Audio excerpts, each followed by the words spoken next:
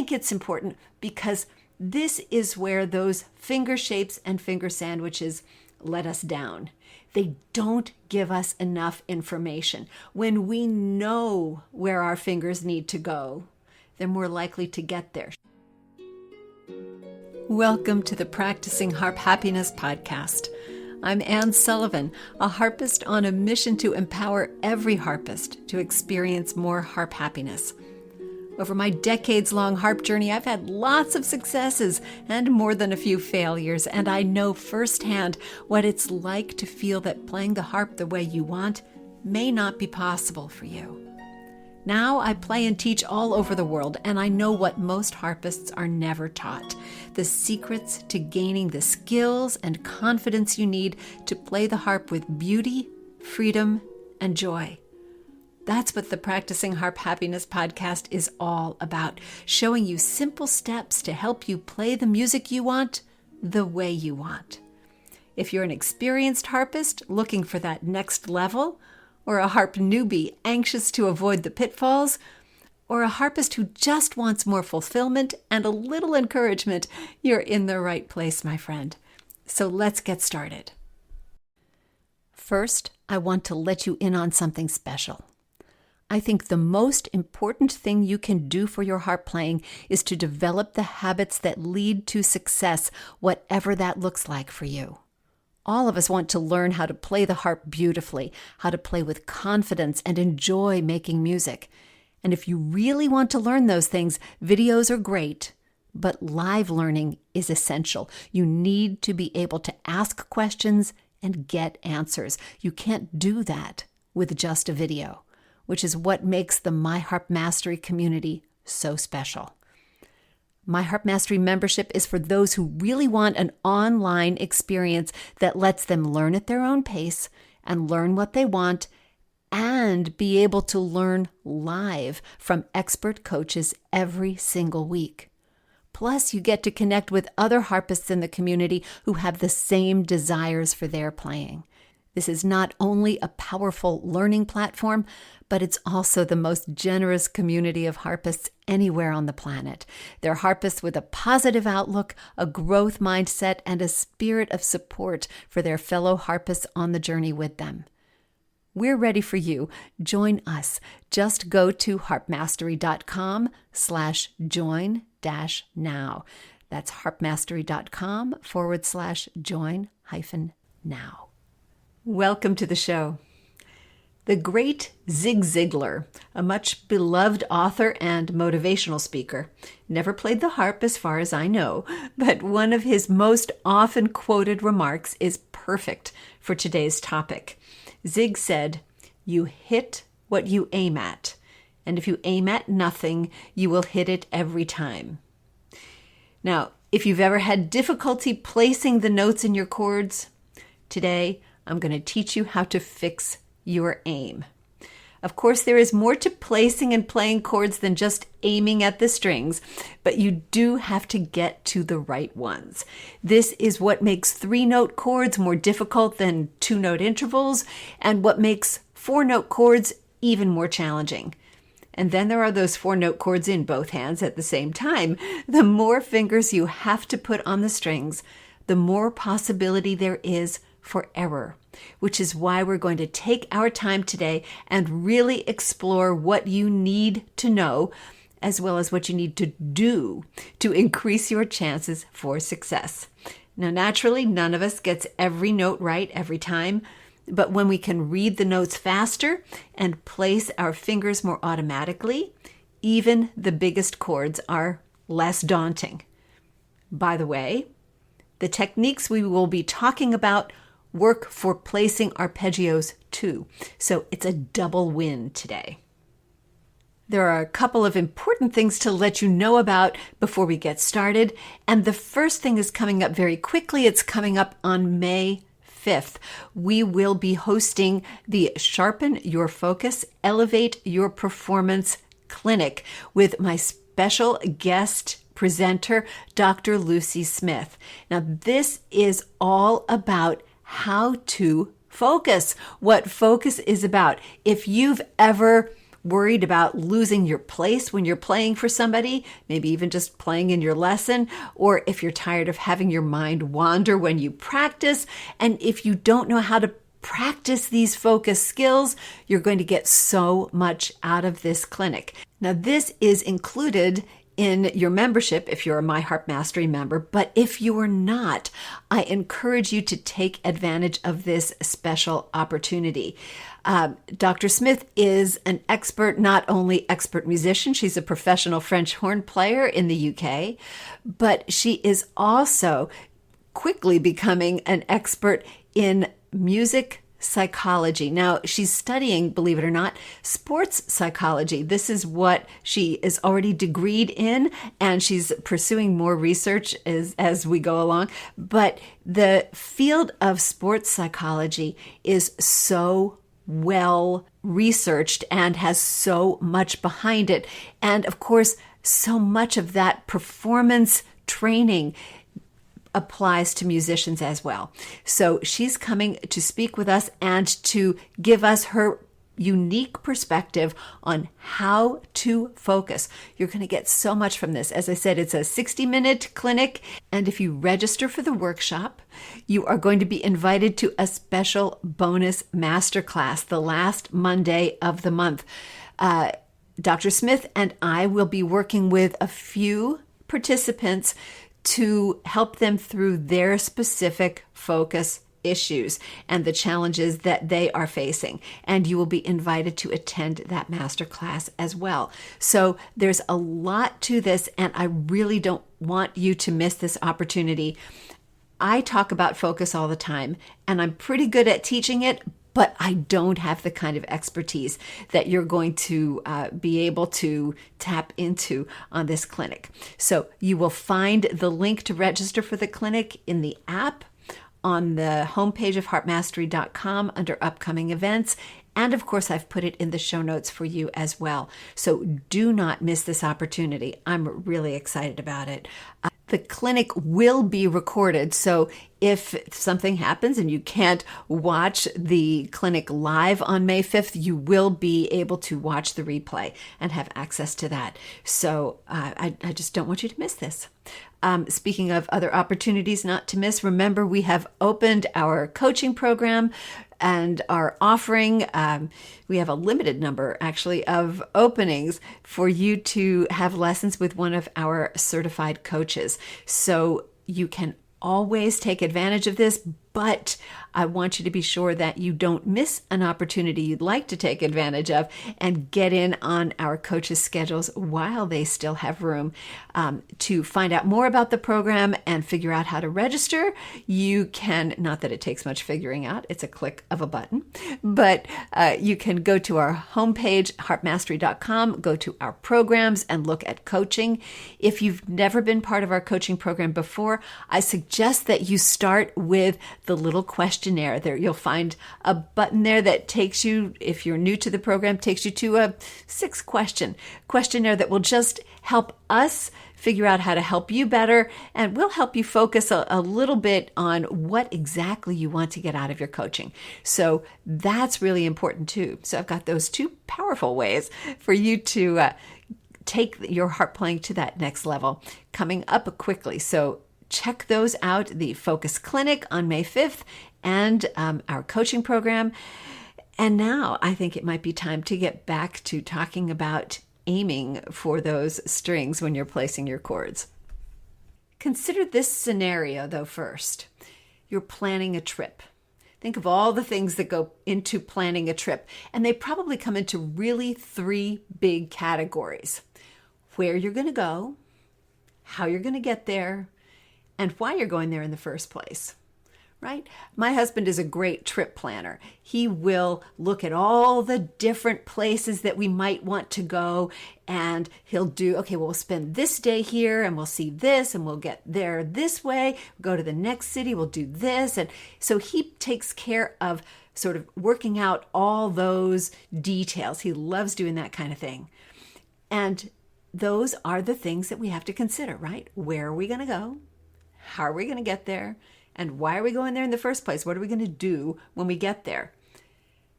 Believe it or not, placing chords has the same three-part system. It's about geography, it's about mechanics, and it's about understanding. It's about where we're going to go with our hand, right? Which strings are we going to place? It's about the mechanics. How are we going to get there efficiently, right? So that we're not fumbling for the strings, we're not putting the wrong fingers on the wrong ones and having to correct them. And it's about understanding, knowing why we're going there in the first place, knowing something about what those notes are. And if you don't have all three of those pieces in place, then you're not really going to be able to place your chords well. Now notice that this doesn't have anything to do with playing them. That's a completely separate topic. We just want to get you to the right strings the first time. So that's what we're talking about today.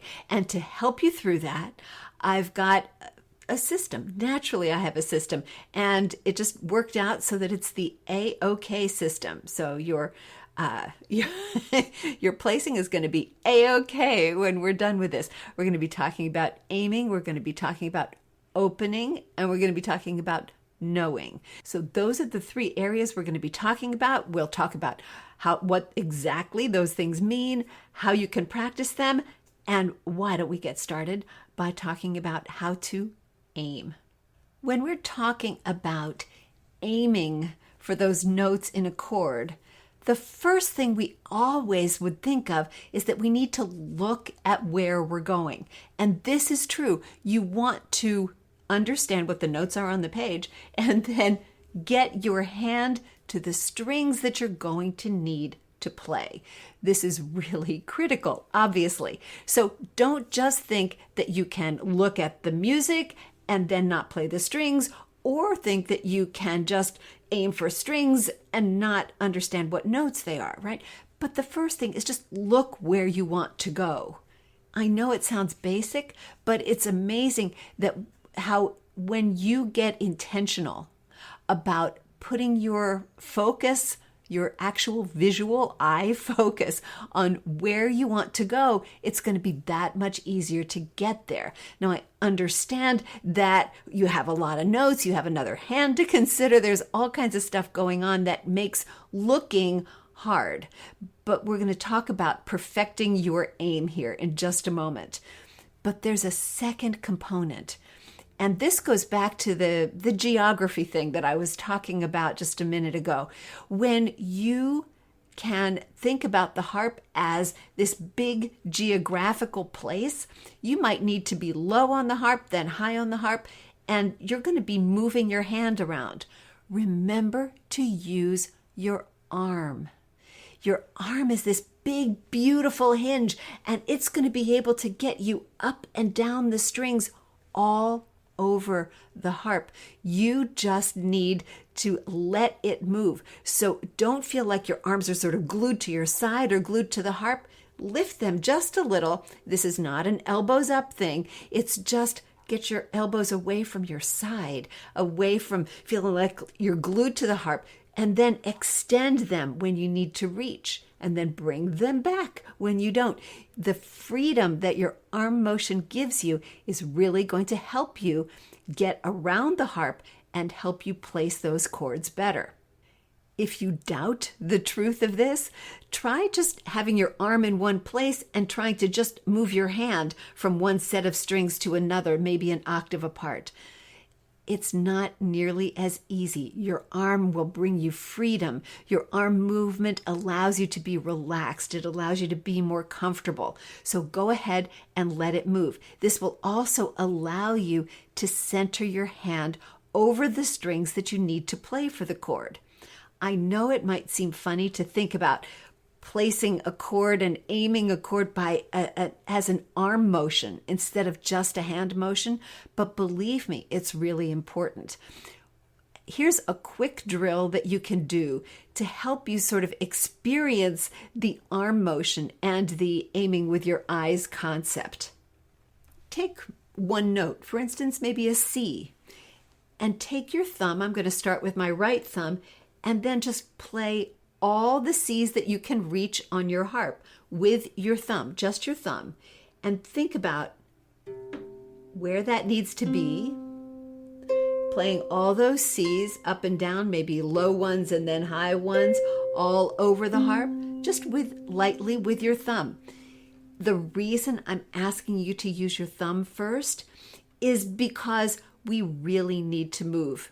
Our thumbs don't stretch very well, right? Our thumbs are pretty connected to the string they play. So by doing just your thumb, you're really going to get the sense of arm motion. Do it with both hands. So get your left thumb involved too and have it do its thing. But you'll feel how your arm helps you center your hand. And in fact, you can do this drill with every finger, right? Do it with your second finger, do it with your third finger, do it with your fourth finger, and feel how your arm motion is going to really get you to the place where you need to be.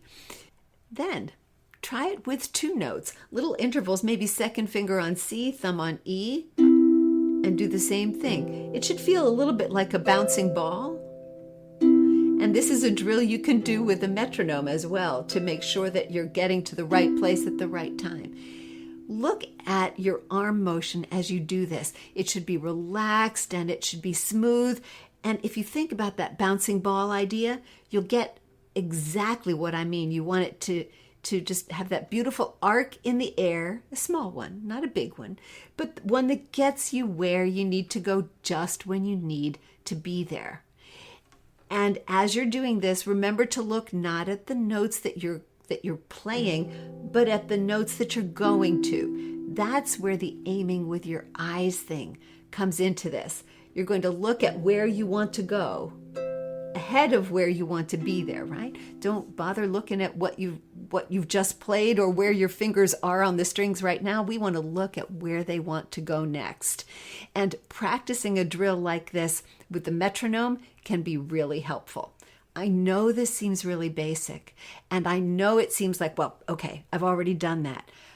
But starting with these basic principles of aiming, keeping your arm fluid and looking at the strings you intend to get to ahead of when you're going to need to place them are very, very important for your success in placing chords. So that's the component of aiming. The second part in our AOK framework is open. This is about opening your hand, right? In aiming, it's all about the geography. It's about getting to where the correct strings are. It's not specifically about those correct strings as much as it is getting to the right place. But in open, we're talking about the actual mechanics of how we get the right fingers on the right strings. And the key, believe it or not, is in opening your hand. This is where the shape of the chord comes into play. Think about what happens with your hand for a second, and you'll understand what I mean. When we play the harp, when we play a chord, we close our fingers, or at least we're supposed to, and then we lift away from the strings. Maybe we have a downward motion. You know, the motion after is always a question for a specific method. So I was taught salzedo method, and that's what I do. But, you know, when it comes to the after motion, the follow through, you do you, right? So I've closed my fingers, which we all agree you should do, and then moved my hand away from the strings, which helps project the sound. So I'm going to call that a lift. So that we lift our hand. As we lift, we relax our hand. We're not keeping our fingers tightly gripped. We're relaxing our hand somewhat so that as we lower our hand back to the strings for the next thing we're going to play, we open our hand and we get ready to replace. And it's not a replacing that happens when we get to the strings. We don't suddenly open our hand and then hope we're at the right strings, but we gradually open our hand through the entire motion of coming back to the strings. So when you think about it in slow motion, right? We close, we lift, we relax, we start to lower, we open. It's a beautiful, seamless motion, and it's great to practice it that way. And if you have never thought about it that way, practicing it, you know, just away from the harp and thinking about, okay, I'm closing. As I lift, I relax. Then as I come back to the strings, I open. It's a wonderful, just sort of diagnostic for what it is you're really doing. But here's the thing. When it comes to chords, as we open our hand, we're opening our hand to the approximate shape of what we're going to play. So we've played whatever we've played, and maybe we've played a chord. We've lifted our hand. We're coming back to the strings for the next chord. Our hand is going to open to about the correct shape. Now, that's it. You could compare it to an airplane coming in for a landing, and they're lowering the landing gear, right? They don't do it at the last second. It's a gradual thing, and I know it makes noise depending on where you're sitting in the plane, right? But what's happening here is we are lowering our landing gear, and we want them to be in the right position. So it comes down to spacing. So if you have been playing the harp for any length of time, you know more about your hand spacing than you might think. For instance, if you're away from the harp and I said, okay, pick up your right hand, thumb and fourth finger, and show me what the space of an octave is. You probably could do it away from the harp and then take it back to the harp and boom, there it is. An octave, exactly what you were expecting. You're probably pretty close. Do it with your other hand too, just to check. But this is part of what practice does for us. It teaches us where the strings are. We learn a little bit about where our hands are in space. So what you might want to try is say, okay, well, let me take a 3-note triad, like a C, E, G, and I'm going to put my fingers on those strings, and then I'm going to take my hand away, close my fingers. I'm going to open them again and see if I can hit the same space. So think about the motion I described, right? You've got your fingers on the strings. Then you're going to take your hand away, lift, close your fingers. I didn't play them, but you could, right? So just close those fingers, lift, then on the way down, open them and see if you can land with those fingers on the right strings. This is not just an interesting drill to try. This is a really good way to practice a chord passage. You don't even have to play. Just look at the chord, keep your hand away from the strings, right? Look at the chord, open your hand to the spacing you think it has, and lower it. Now, if you've aimed properly with your arm, you should be in about the right space, right? And you're aiming with your eyes, and you're just going to practice that. Now, I often call this dive bomb placing because your hands are going to just dive into the strings, but I really like the landing gear analogy a little bit better because it sounds more relaxed. Dive bomb sounds kind of panicky. So I really like thinking about the landing gear a little bit better. But to take any chord, any shape, whatever you like, feel it on the strings first, then take your hand away and see if you can aim and come back to it. Try it without looking. Put your fingers on the strings, take them away, close your eyes, and see if you can come back to it. How close are you?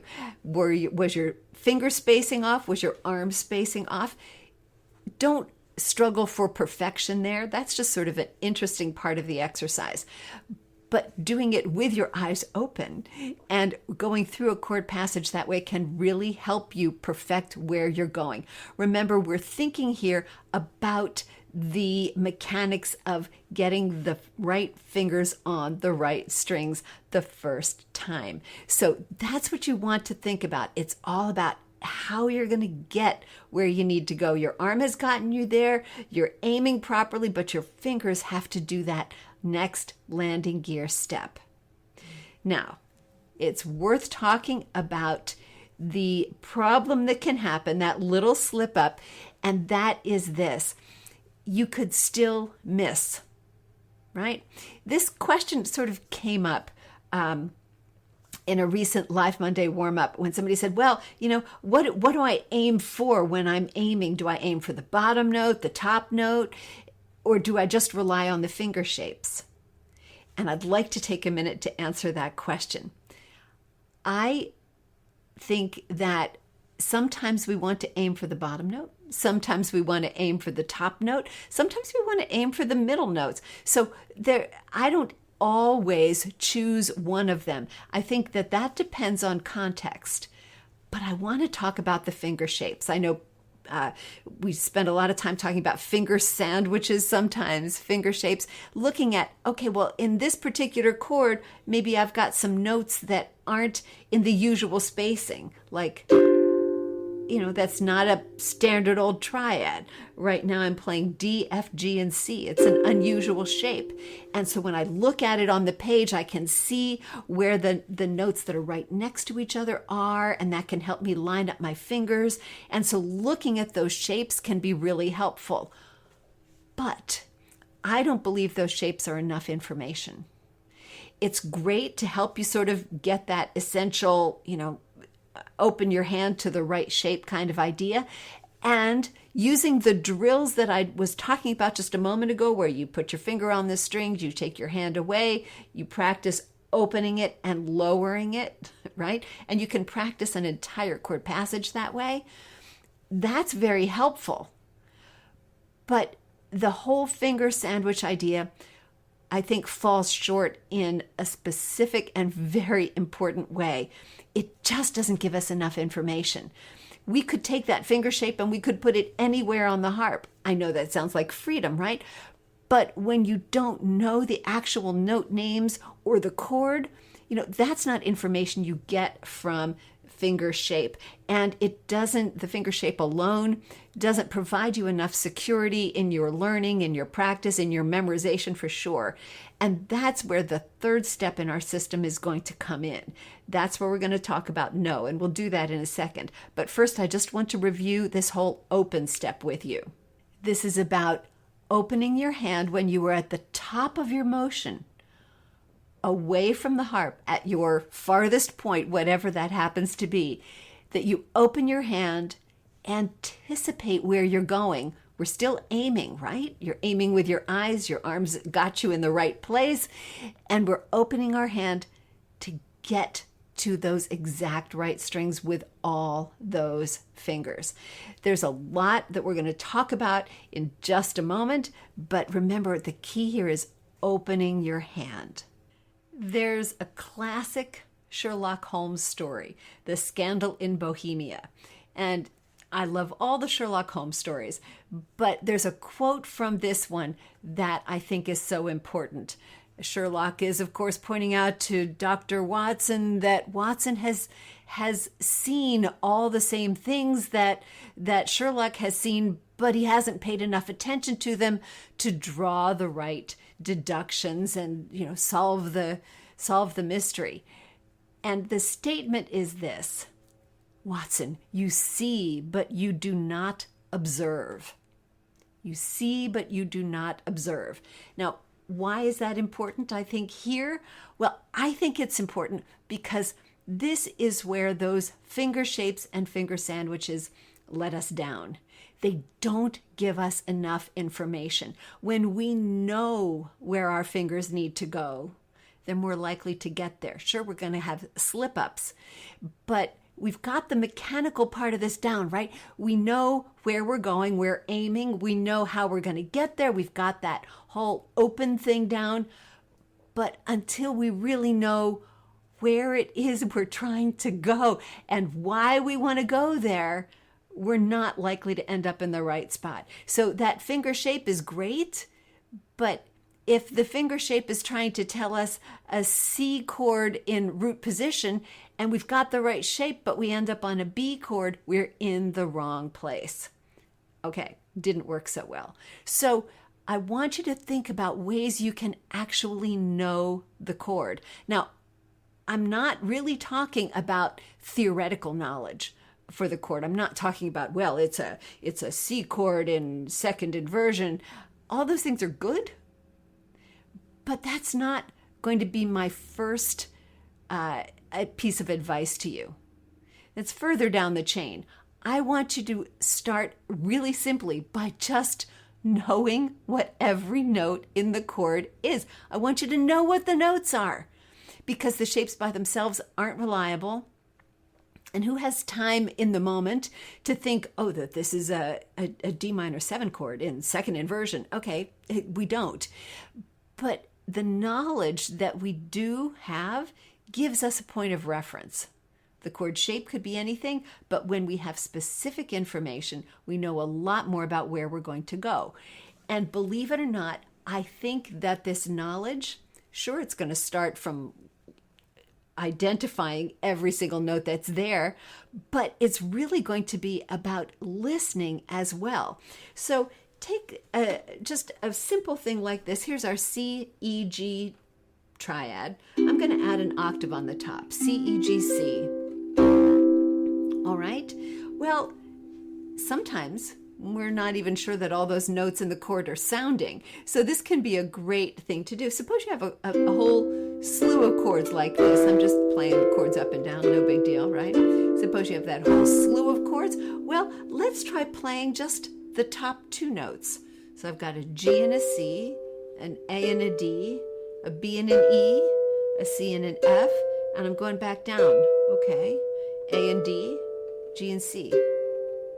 Well, that's great, because now I know a couple things that I didn't know perhaps before. I'm making sure that my second finger and my thumb are playing equally. I can hear both of those notes. Ooh. And I've given myself a chance to really understand what those notes are. Maybe I concentrate on the outer notes. So my fourth finger and my thumb, oh, look, they're octaves. Okay, well, this is pretty easy, right? But this is going to give me, by just playing those, oh, that's not quite in tune. By just playing those, it's going to give me a way to make sure that those notes are equal and sounding equal as I play them. What if I look at the bottom 2 notes, the C and the E, D and the F, E and the G, F and A, and then back down to the E and the G. Ooh, it's great. A great exercise for my fingers. And I'm learning where every note in the chord is. Maybe I play the 4th finger and the 2nd finger, and I learn those. You can look at all those different combinations, and this is going to help you really hear what those notes sound like in addition to what they are. Now, the chords that I played were really simple, but if you have more complex chords, rather, just a plain old 7th chord here, in different inversions, but learning not just the shape of them. Oh, okay, I've got the little finger sandwich there in the middle, right? And I've got, learning the shape is one thing, but learning the sound is something else. And you can do it by saying, okay, I'm going to play the 2nd and 3rd finger in each of those chords. Make sure I know what the notes are and make sure I know how they sound. When you've spent just a moment listening to them, you're more likely to know whether or not you're playing them equally when you play all those notes together. So if you have a chord passage like that, or even a single chord, pay attention, know what those notes are, play them in different pairings of fingers, 1 and 2, 1 and 3, 1 and 4, 4 and 3, 4 and 2, 4 and 1, 2 and 3, all those different combinations to really be sure that you know what they are. Very, very simple, but it's really going to help your learning of the chord. Next level skill here, next level drill would be to practice saying the notes. This is really about focus. What are the notes you want to find? So when you do that kind of placing drill, say those names of the notes that you're aiming for while you place them. So if this is my drill here, and I want to work on, say the 2 and 3 in the middle, I'm going to say I'm placing the E and G, F and A, G and B, A and C, G and B, F and A, E and G. And maybe you work on the bottom 3 if you're doing a 4-note chord. You can do that too, right? And you can just think about what those combinations of notes are. You will be amazed when you take a little bit of time to pick the chord apart and listen to those different combinations of notes, to identify those different combinations of notes and to say them. You learn a lot more about the chord. And this takes that whole finger shape idea to the next level because you're really learning what those shapes represent, which notes they represent. So let's try something else. We're going to take that same series of chords. I realize they're pretty basic chords, but it's a good thing to practice with a basic chord.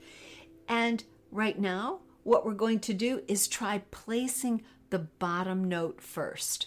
So let's say the name of the bottom note while we place it. It's a C, and we're going to say C, D, E, F. We're actually not just aiming for it, but placing it first, getting that fourth finger on the string just a little bit ahead to just emphasize the fact that that's where we're aiming.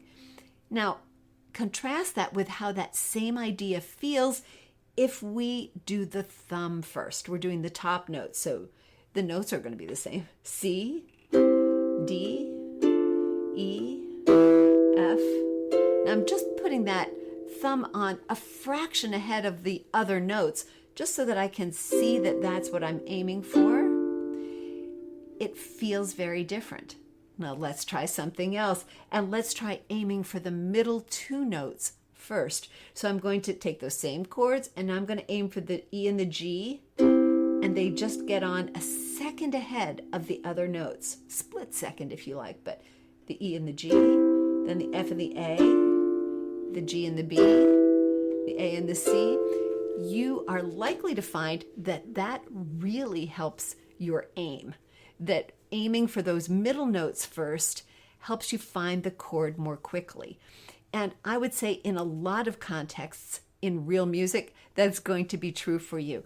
When you focus on those middle notes, it's going to help you place your chord. Now, that doesn't mean that you always want to place them ahead of the other notes, but you may want to aim for those notes more specifically. When we can find where we need to go with our second and third fingers, often our thumb and fourth finger will just sort of fall into place. They're used to sort of being the guides for the rest of the hand, so that if you can get 2 and 3 in the middle on the right strings, they're the ones that are more likely to fumble. So if you can get them on the strings and be secure in those, 1 and 4 are likely to find their places. That's one of the biggest game changers that I discovered in my own chord placing, that looking for those middle notes guided the rest of my hand. Now, in order to place those inner notes correctly, I needed to know what they are. So that's where this component really comes into play. If I'm aiming for E and G in the middle, my fingers know where to go, my eyes know where to go, my arms there, my brain's involved, and they'll get where they need to go. And 1 and 4 are likely to just follow right along because they're good that way. So I would encourage you to try that, particularly if you have strangely shaped chords, right? Where those middle notes, maybe they're right together, maybe they're far apart, but aim for those. Know what they are. Listen to them. If you have a chord, maybe it's something more like this. What do those middle notes sound like? They're F and G. What happens if I just aim for those, F and G, and then put the other notes around it? Place those notes first, aim for the F and the G, aim for F and G. Let everything else fall into place. This is, I think, a magic secret, and it's one, of course, I have shared with you. So I think that you will find that's really powerful. Look for those middle notes, but you need to know what they are. You can't just guess at them. Now, of course, if you know what the chord is that you're looking for, it's a C major triad in root position, that's great too. But the specific knowledge of those specific notes you're aiming for will probably help your chord placing just a little bit more. So let's put those 3 components together. It's about aiming with your eyes and with your arm. It's about opening your hand, yes, to the right shapes, to get your hand into the direction of the strings, right? So your aiming has put you in the approximate location. Then you open, you lower that landing gear to get you to the right strings. And because you know what those right strings are, you can hit them hopefully accurately the first time. So it's those three components, aim, open, and know, that are so important for getting your chords placed well. Next week on the podcast, we're going to be talking about focus because that's so timely. It's the week before our focus clinic, and I want you to get all ready and warmed up for that.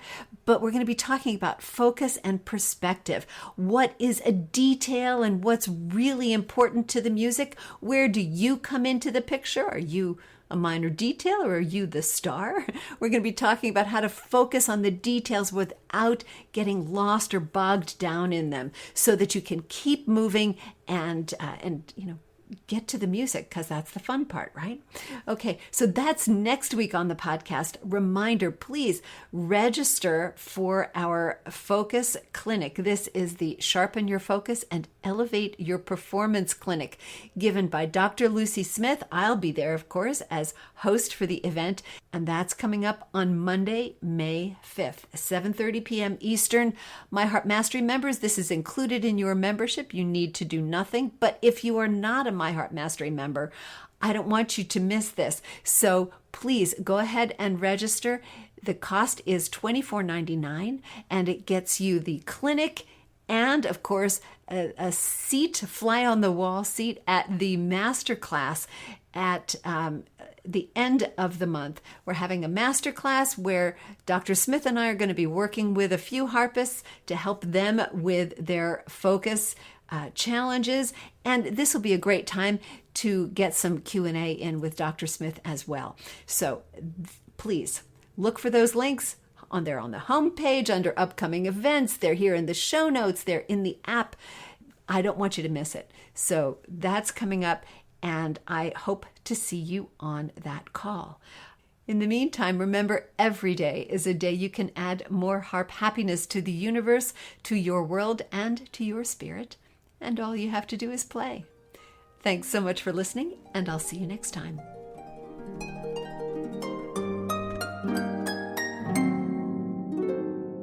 Thanks for tuning into another episode of the Practicing Harp Happiness podcast. I release a new episode every Monday morning so you can hit your practice week running. Until then, remember to practice your harp happiness every day. See you next time.